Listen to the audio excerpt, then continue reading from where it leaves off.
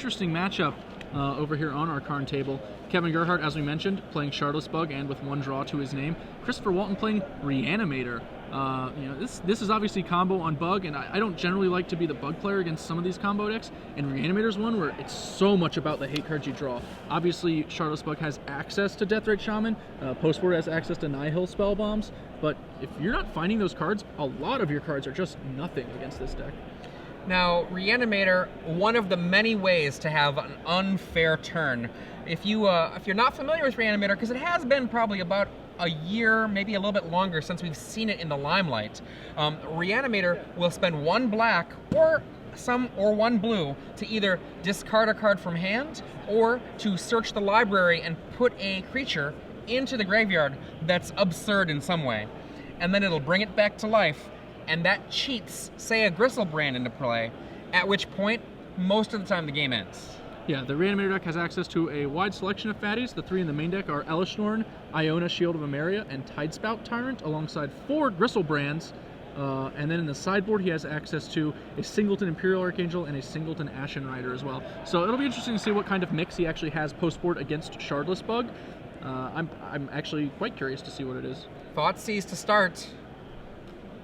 Kevin Gerhart sitting on a lot of blue cards on a Force of Will, I see. He's got Jace, Brainstorm, Force of Will, him, Tarmogoyf, Liliana, and a Singleton land, Creeping Tar Pit. So clearly kind of keeping on the strength of that Force of Will and hoping that Brainstorm can dig him into the mana and advantage he'll actually need to win the game. But Christopher takes that plan apart, Thoughtseizing the Force of Will right off the bat. That is a one-land hand, so I mean, it is fairly tenuous. With a lot of these decks that we see in Legacy, they use Brainstorm as a means to cheat, so to speak, on the mana counts that they have in their deck. 23 land here. We see Creeping Tar Pit as the opener. Yeah, Kevin draws a second Hymn to Torok, which is a pretty fragile hate card against Reanimator. Obviously, there's the chance that you actually, randomly just hit one of their fatties and put that in the bin, but that's usually not that large a concern. As the Reanimator deck has access to lots of ways to get fatties out of their hand, or will frequently Brainstorm them back into the deck anyway in a play like this that Christopher's making. So, hemming on turn 2, I would not be super concerned about enabling a turn 3 Reanimate. The problem is that him might not actually stop a turn 3 Reanimate unless it randomly hits the reanimation spell. So yeah, well, one thing that we saw a very long time ago at the Invitational in Los Angeles a million years ago, Jerry Thompson keeping in hymns in this matchup, basically because, you know what, he doesn't have anything better to do, and there's only 7 creatures in a deck like this. He's going to basically just do what he can, hope to create some disruption, slow Christopher down a little bit. If Christopher kept a cantrip-heavy hand, then him, could theoretically just hit 2 cantrips and actually put Kevin potentially in the driver's seat. But in this particular game, Kevin's going to need to draw a land to even try and do that. So that's not ideal. Now remember, we are in a game 3, so these players have access to their sideboards. From the sideboard, we already talked about the Nihil Spellbomb as a possibility. Duress is another possibility. And I don't know if I would go any further beyond that. Well, we know that Kevin brought in all of the Force Force of Wills. Besides the Force of Wills, my bad. That Force of Wills, definitely. And Ashiok Nightmare Weaver is pretty adorable, but I don't think I would go for it. I think adorable is the right word for it. I mean, if you can +2 Ashiok twice, you got a pretty good shot at hitting a Gristle Bee. Oh, but, boy. I'm kind of not that interested. Maybe on the play, I might bring that one in.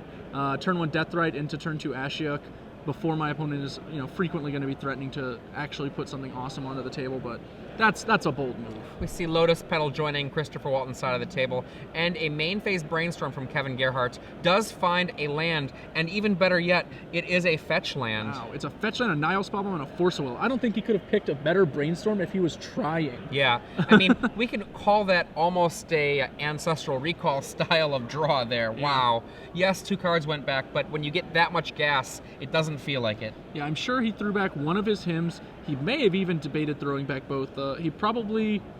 I'm thinking the Liliana and a hymn. That's my guess. Liliana would be... It's going to be tough for her to be especially good in this situation. He's behind on cards. He's behind on mana. Entering into an attrition fight against a Reanimator deck. It's like, well, I guess I can edict that Gristlebrand off the table, but that's probably not going to work out in the long run.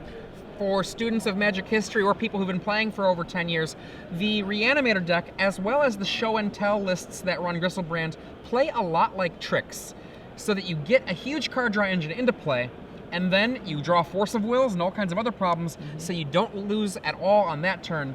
And then you just finish them off and then draw more cards and then kill them. Well, Christopher found a fatty and a way to get in the graveyard. He careful studies discarding Iona. That's going to force Kevin to pop Nihil Spellbomb when he tries to exhume. In response after the Nihil Spellbomb resolves, Christopher, in response to his own exhume, is going to try Entomb to get another fatty. Oh my lord. Wow, just has everything. Kevin Force of Wills and Daze counters the Force.